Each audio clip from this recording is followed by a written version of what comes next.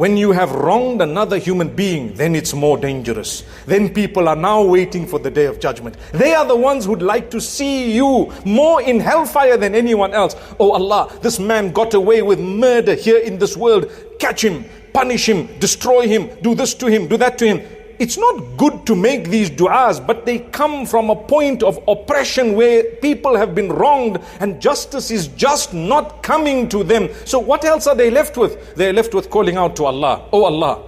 And that's why the hadith says, "Ittaqi da'wat al-mazlum, فَإِنَّهُ لَيْسَ بَيْنَهَا وَبَيْنَ اللَّهِ hijab." Be careful of the dua made against you by the one whom you have wronged, because there is no barrier between that dua and Allah. It's hitting you. Not today, after 5 years. When you see disaster, you might have made tawbah for everything else, but there is something outstanding between you and one who is not the most forgiving, most merciful. He is a human being. You better go to him and say, you know what, I'm sorry. Whatever I've done, please forgive me. It's good to say that sometimes. Put your pride, your tail between your legs, as they say.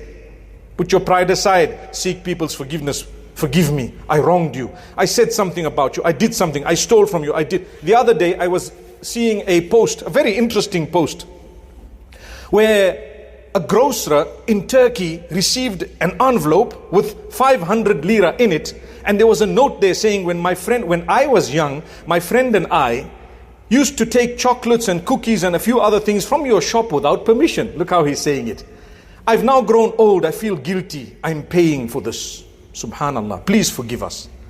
Imagine.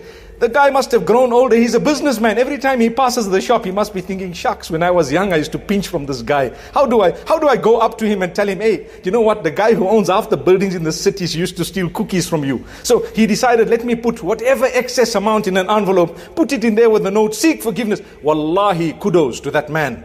May Allah grant him good news. That requires a lot of goodness. Imagine going back to an uncle saying, you know what? I used to take first pops. You know what a first pop is, by the way? Without permission from the tuck shop. Subhanallah, years later. But that's because we fear the justice when it comes to having done something against another human, more than anything else.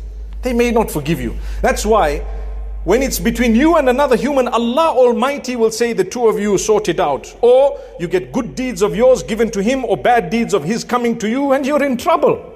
May Allah Almighty help us. This world is very short. Trust me, it is so short. It is not worth what it seems like it is. Allah calls it a deception. And Allah says, don't be deceived by this world. Allah says, don't be deceived by the devil. May Allah Almighty grant us goodness.